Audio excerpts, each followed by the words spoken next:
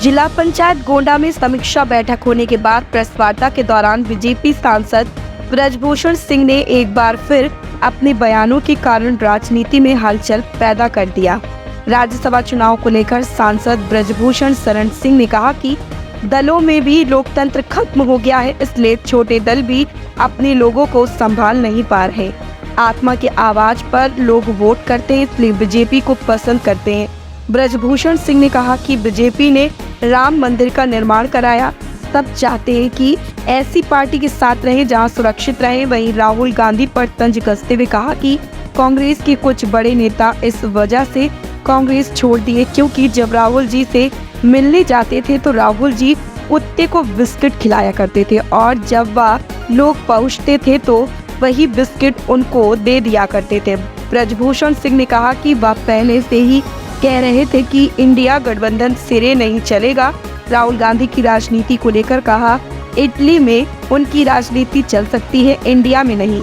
वह सनातन को गाली देकर इस देश में राजनीति नहीं कर सकते। राज्यसभा का चुनाव हुआ, क्या देखते हैं आप?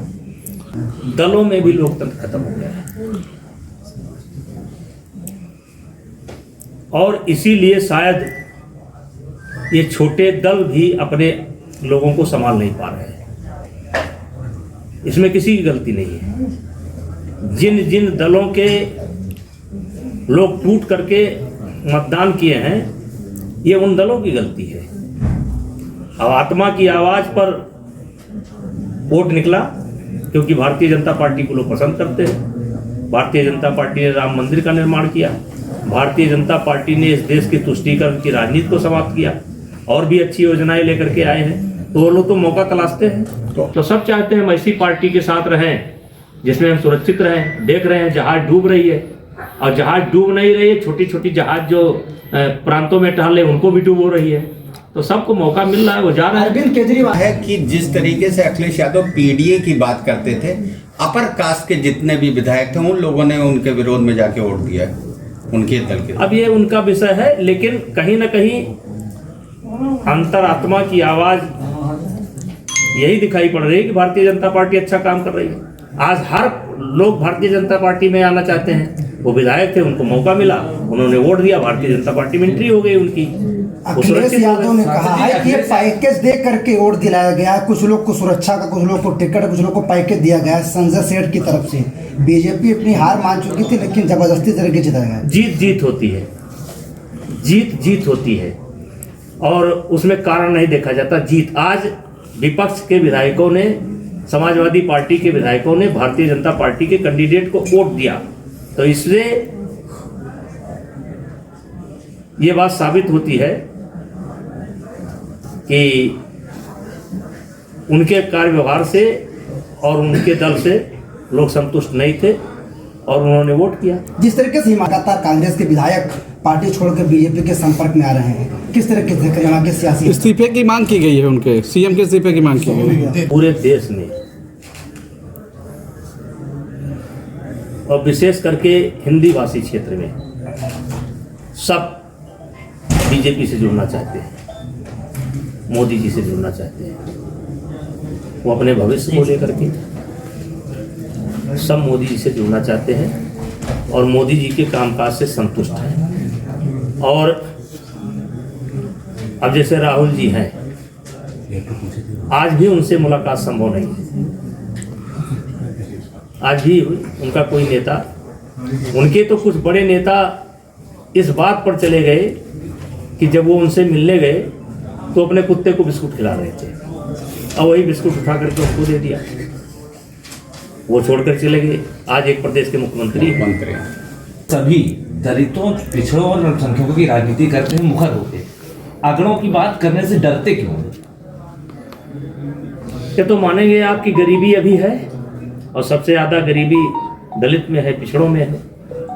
इस बात को तो इनकार कर नहीं सकते आप। अगड़े भी हैं, अगड़े सांसद हम भी हैं, तमाम मंत्री हैं, राजनाथ सिंह जी हैं, यहाँ मुख्यमंत्री हैं, आदित्यनाथ जी हैं। तो ऐसा कहाँ है कि अगड़ों की कोई इच्छा हो रही है? लेकिन ये तो मानेंगे कि दलित आज भी अंतिम पायदान पर हैं, पिछड़े आज अंतिम पायदान पर हैं। तो अगर उनकी बात कोई करता है तो अच्छा करता है। जिस तरीके से इंडिया गठबंधन में की बात थी, क्या लगता है अब इंडिया गठबंधन की क्या स्थिति रह गई है? देखिए, आप लोग पहले भी मेरा ले चुके हैं, मैंने पहले भी कहा था कि जिस दिन ये संयोजक डिक्लेयर कर दे और उसके बाद अब देखिए क्या हुआ। तो मैंने कहा था ये सिरे नहीं चढ़ेगा और वही हुआ। और इसमें सबसे बड़ी गलती अगर किसी की है तो राहुल गांधी की है। राहुल गांधी आज के तारीख में भारतीय जनता पार्टी के स्टार प्रचारक हैं। इतना अच्छा प्रचार भारतीय जनता पार्टी का कोई नेता भाजपा का नहीं करता जितना अच्छा प्रचार राहुल जी करते हैं। कैसे? तो सशक्त विपक्ष की कल्पना की गई इस देश के अंदर। और आप देखिए, राहुल गांधी ने अपने आप को सनातन का विरोधी साबित कर लिया और हर मंदिर जाएंगे और उसके बाद भी उन्होंने साबित अपने अपने वक्तव्य से अपने उसे साबित कर दिया कि मैं सनातन विरोधी हूं। राहुल गांधी के नेतृत्व में विपक्ष खड़ा होने वाला नहीं है। सनातन से इस देश को कौन निकाल सकता है? यह माना जाता है कि संसार की उत्पत्ति ब्रह्मा जी से हुई, कोई माने या ना माने।